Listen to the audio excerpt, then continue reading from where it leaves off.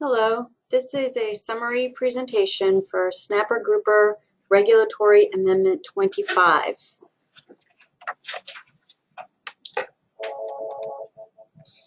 What is being proposed in this amendment? Regulatory Amendment 25 has measures that would adjust the acceptable biological catch, the annual catch limit, optimum yield, and commercial and recreational management measures for blueline tilefish in the South Atlantic. There are also actions to change the fishing year and revise commercial accountability measures for yellowtail snapper in the South Atlantic and increase the recreational bag limit for black sea bass. So I'm going to go through the various actions in the amendment. Actions 1 through 3 pertain to blueline tilefish. Action 4 addresses the black sea bass bag limit, and actions 5 and 6 address yellowtail snapper. So for blueline tilefish, in September of 2015, the Council's Scientific and Statistical Committee recommended a different ABC, an acceptable biological catch, than what is currently in place. They recommended that the acceptable biological catch be set at the equilibrium yield at 75% of FMSY. What that means is it's the yield that is produced by fishing at 75% of the fishing rate that would produce the maximum sustainable yield for that fishery. And that equilibrium yield is 224,100 pounds whole weight. This was derived from the most recent stock assessment for the blueline tilefish stock that is conducted through the Southeast Data Assessment and Review CDAR process, and that was done in 2013. The ABC recommendation for blueline tilefish applies for the entire U.S. East Coast. So what the Council is considering is specifying an acceptable biological catch for the South Atlantic only by stepping it down by an appropriate percentage to account for landings that occur north of the Council's jurisdiction, so north of the North Carolina-Virginia border. To address this increase in the acceptable biological catch, the Council is also looking at changing the current commercial trip limit and the recreational bag limit for blueline tilefish. For black sea bass, Regulatory Amendment 9 to the Snapper Grouper FMP reduced the bag limit for black sea bass from 15 fish to 5. Then in September of 2013, the recreational annual catch limit increased from 482,000 pounds to 1,033,000 pounds. The stock assessment, CDAR 25, also indicated that the stock was neither overfished nor undergoing overfishing. The Snapper Grouper Advisory Panel has already had discussions, and they have recommended an increase to 7 fish per person per day. For yellowtail, that fishery is centered in South Florida. Commercial fishermen who target yellowtail have obtained a higher price per pound for their product during the winter.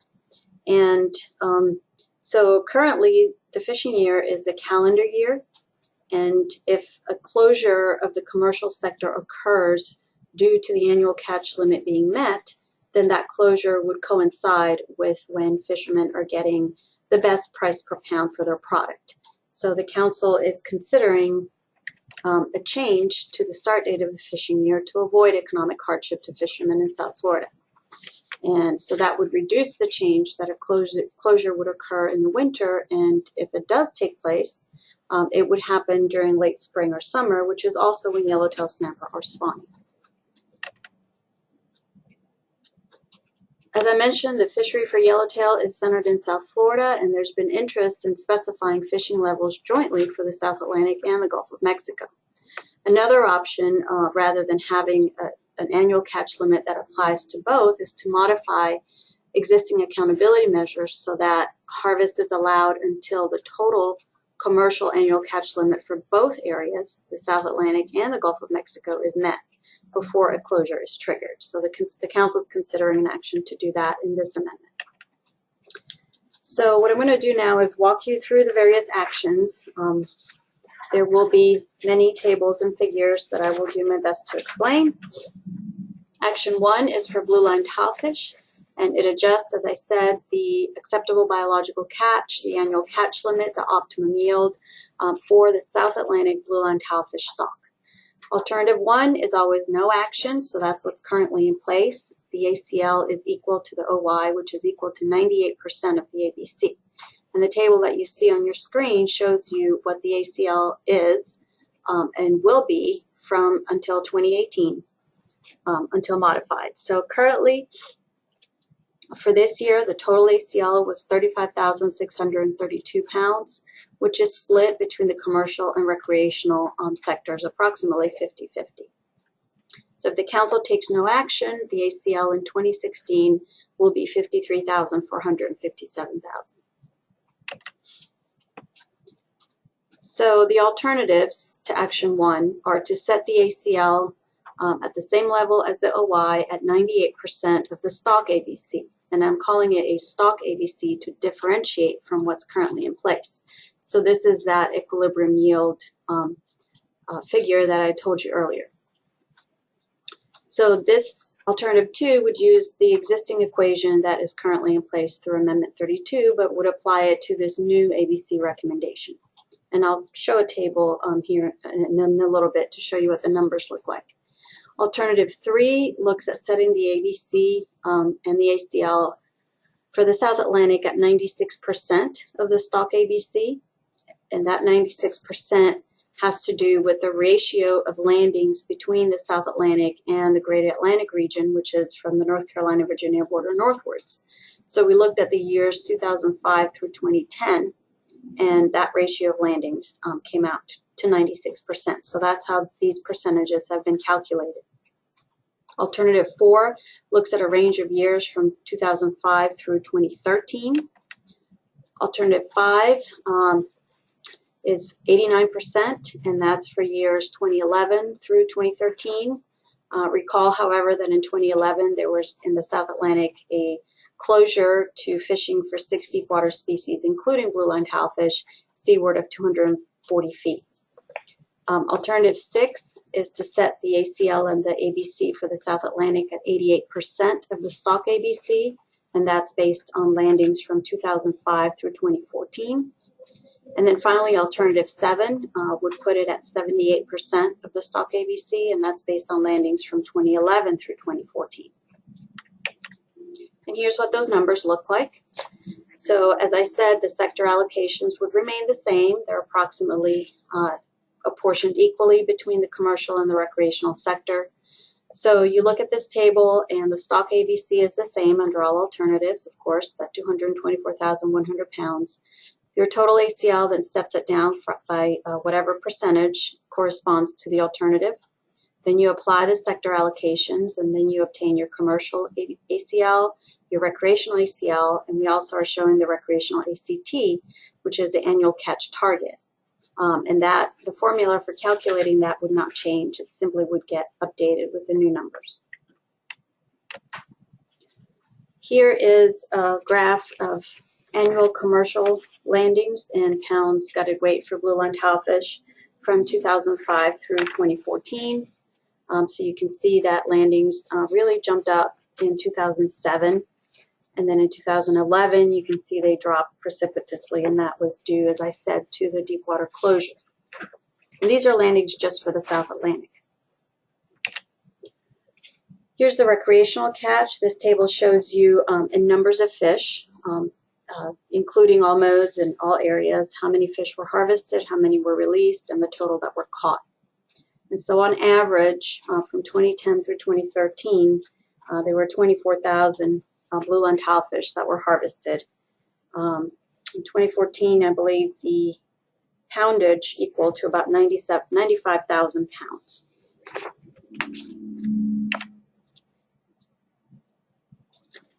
Action 2, also pertaining to blueline, would revise the commercial trip limit for blueline tilefish. Alternative 1 is no action, which is currently what is in place. We have a 100-pound gutted weight trip limit for the commercial sector. That went into place in March of this year. And then the alternatives the council is considering are to increase it to 200 pounds under Alternative 2 or take it up to 300 pounds under Alternative 3. This table shows you the number of trips and the percentage of trips with Blueline tilefish landings. And this is in gutted weight between 2010 and 2014. So about 33% of the trips contained Blueline tilefish during those 2 years. And there were a total of 543 on average trips that were taken that landed Blueline tilefish during those years. And then here you can see the average number of trips and landings from those 2 years that were above and those that were below the proposed trip limit alternatives. So for alternative 1, which is the 100 pounds trip limit, there were 64% of trips that were below that, and there were 77% of trips that were below the 300 pounds. And you see the corresponding percentage of trips that were above those limits towards the right-hand side of this table. And this table shows you the expected pounds and trips that could be affected by Action 2 trip limits based on the proposed commercial sector ACL's alternatives under Action 1. So it has a lot of information, but you read it across and down. So for Action 2, Alternative 1, for example, the pounds remaining under the current commercial ACL would be 17,000 pounds, and that would equate to an additional 178 trips that could be taken. So if you look all the way across to Alternative 3, none of the trip limit alternatives would be expected to result in the entire commercial ACL being landed under any of the ABC or ACL alternatives that are being considered. Action 3 addresses the bag limit for Blueline tilefish. We have currently a 1 fish per vessel per day limit for a season that begins May 1st through August 31st, and it is closed the rest of the year. Alternative 2 would look at 1 fish per person per day year-round, so there would be no season. Alternative 3 is 1 fish per vessel per day, also year-round. And then Alternative 4, 1 fish per person per day during May through August, and then prohibited the rest of the year. So these are the percent reductions in harvest for the charter boat sector based on average reported catch and MRIP observations from 2010 to 2014. So we're showing the average between 2010 and 2014, but we also show the average without 2011. As I said, that was an anomalous year because of the deep water closure. So you can see that one per vessel by season gives you a reduction in harvest of 94%, whereas a 1 per person by season reduces harvest by 89%. So this is how you read these tables. This one is for the private sector. Again, this is based on average reported catch. So you're looking at a range between 36% and 81% reduction under no action for the private sector for these bag limit alternatives. And then finally, here's for the headboat sector. We have a range between 54% to 91% reduction in harvest. So those are the actions for Blueline tilefish. Now we're moving on to black sea bass. Here are the alternatives for the various bag limit increases. Currently it's 5, and we have alternatives that would take that bag limit up to 10. And this table shows you the percent of black sea bass that were landed and those that were discarded on private and charter trips in 2013 and 2014. So on average, only 30% of black sea bass are landed for private and charter boats, and the rest is being discarded. For headboat, the percentages are even higher. Only on average about 10% of the black sea bass that are caught are being landed, and 89% are being discarded. This table shows you the estimated percent of the recreational ACL that would be landed under each of the proposed bag limit alternatives. And you can see that on average, none of the alternatives get you past about halfway of that ACL. And also, just for your information, in 2014-2015 season, which goes from the season, the recreational season for black sea bass, or the fishing year, I should say, starts in June. Only 36% of the ACL was landed this past season. And then finally, the actions dealing with yellowtail snapper. Action 5 would modify the fishing year. And we have alternative 2 that pertains to the commercial sector and various sub-alternatives underneath that, having the fishing year begin June 1st, July 1st, August 1st, or an alternative that we're going to propose to the council, they have not yet approved this for inclusion in the amendment, is to possibly look at a start date of September 1st. Currently, the fishing year for yellowtail snapper is the calendar year. And here's alternative 3, which is the same, but for the recreational sector. So the council has an option of deciding to keep it one way for recreational and changing it for commercial, or changing it for both. And this graph here shows you the commercial landings of yellowtail snapper from 2010 through 2014. You can see the commercial landings have peaked in May and June for these years. And here are the actual poundages on this table. And the commercial ACL currently is at 1.5, 1.6 million pounds. And this table shows you what the landings would look like under the various proposed fishing year alternatives.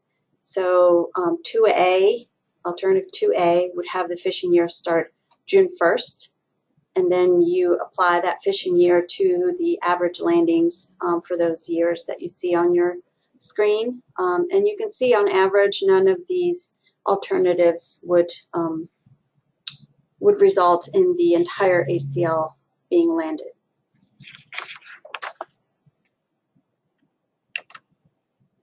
Here is the price per pound for yellowtail snapper. It has fluctuated from a low of $3.20 per pound in November to a high of $3.67 dollars per pound in February. So it's looking like it's looking like subalternative 2A would not be as financially beneficial as a July or an August 1st fishing year start date based on just the economics. However, the council is interested in finding out what works best for fishermen, considering other things that go on in South Florida in particular, like the beginning of lobster season in August. The council is interested in getting input on what would be most beneficial for fishermen in that area. And then here is the landings for the recreational sector. They're a little bit more spread out. So they start going up in late spring, and then they stay high through the end of the summer. And again, this is the same sort of exercise to apply to the recreational landings. We look at the various proposed fishing year, and then we apply that to average landings. And again, it doesn't look like under any of the proposed fishing year changes, the ACL, the recreational ACL, would be landed. And then finally, for action 6, currently the accountability measure for the commercial sector for yellowtail snapper is if landings reach the ACL, there's an in-season closure, and only the bag limit can be retained. And if landings go above the commercial ACL, then there's a payback. If the total ACL is exceeded, that means the commercial and the recreational, and if yellowtail are overfished. So as I said earlier, the recreational ACL has not been exceeded, yellowtail are not overfished, so there would not be a payback. But what the council is considering is possibly changing that accountability measure so that if landings reach or are projected to reach that total ACL, meaning South Atlantic and Gulf commercial ACLs, then there would be an in-season closure. And then if landings exceed the commercial ACL, again, there would be a payback only if the total ACL is exceeded and yellowtail snapper are overfished. So this is what the council is considering in this amendment. The timing, they are going to be reviewing public comments in December. They're going to select preferred alternatives, and they're going to go ahead and approve this for formal review. We're holding public hearings on November 9th and November 12th. We're going to be doing those via webinar, and that's when there's going to be a chance for folks to submit their comments. The council is looking at submitting the amendment to the National Marine Fisheries Service in January of next year so that regulations become effective summer of 2016. So the council is interested in your comments, so you can mail them in to the address that is in the summary document. You can email them to the address on your screen with the subject line Reg Amendment 25 or Reg Am 25. And comments are being received until 5 o'clock on November 16th. If you have any questions, you can call me directly at the council office. My name is Myra Brower. Thank you for your time.